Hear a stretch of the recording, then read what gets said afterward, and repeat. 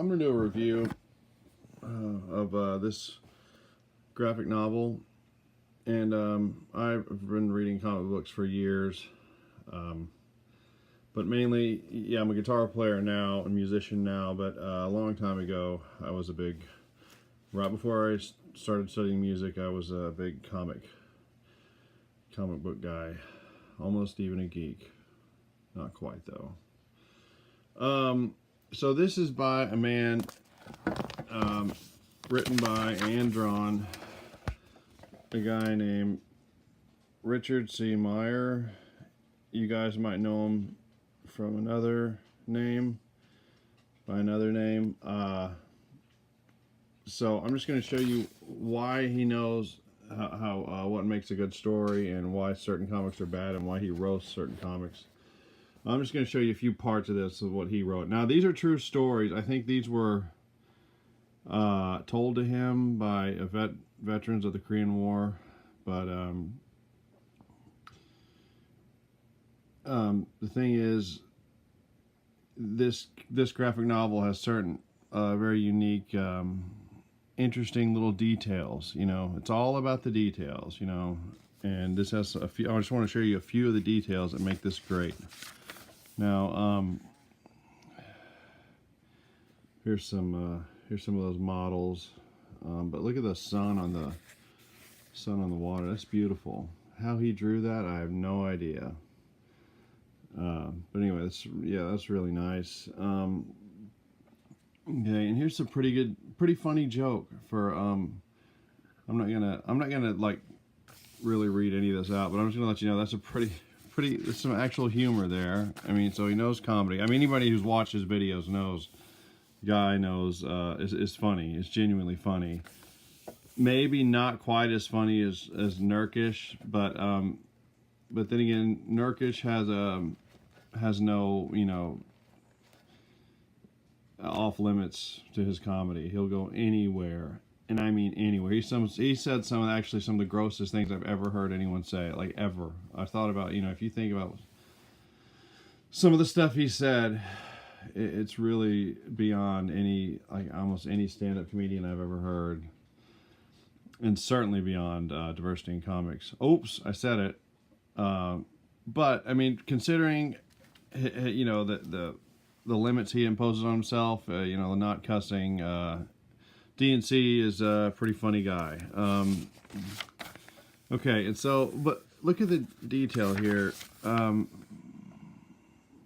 I want to say another thing. This kind of style, this kind of fun, the art style, it makes the graphic violence kind of a little, you know, a little more palatable and not so. It's kind of cartoonish violence. I mean, it actually happened, but it's just a little more palatable. You know, it's not so graphic. You know, even though it is technically a graphic novel. Okay. And here's some good action. Look at, I mean, that's neat explosion effects. And you can see their breath.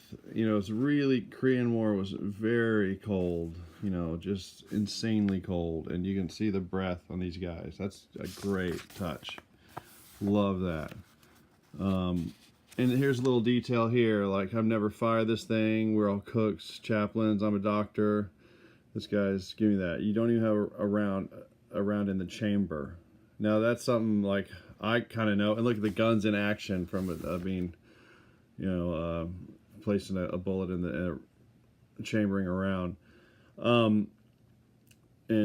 Actually, my brother has one of those 45s, and so it's you can see it's very highly detailed. And but I'm not a big gun guy myself. I've just been hunting a few times on my ranch, and so I kind of know a little bit about guns. I'm not an expert or anything.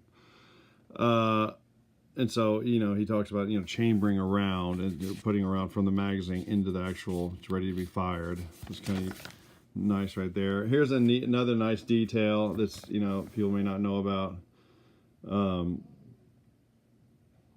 Okay, we're going to have to build a wall out of these bodies, and so you get the great reaction shot.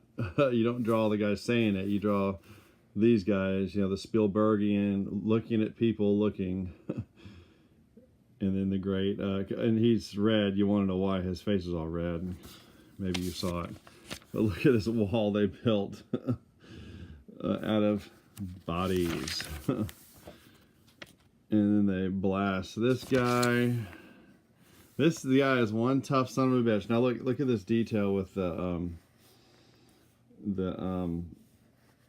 improvised explosive device. No, the potato smasher, whatever the nickname is. You know, just like their version of a grenade, except with a nice big handle so you can like place it better.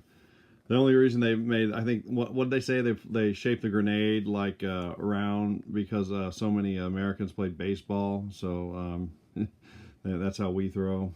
And when you play soccer, you know, in Europe and elsewhere, they don't really throw too much in that game. So they made them with handles and whatnot. But there's some nice, look at that in motion. So it's kind of blurry, motion blur. That's the word, that's the phrase I'm looking for, motion blur. So that's great. This guy's just pulling out shrapnel from his face. Guys are getting frostbite. More breath. Yeah, I don't want to. I'll let you read that. That's probably the best part. That's incredible. And I'll just leave it with this phrase. I thought you were going to keep an eye out for me. What a hero that guy was. Incredible.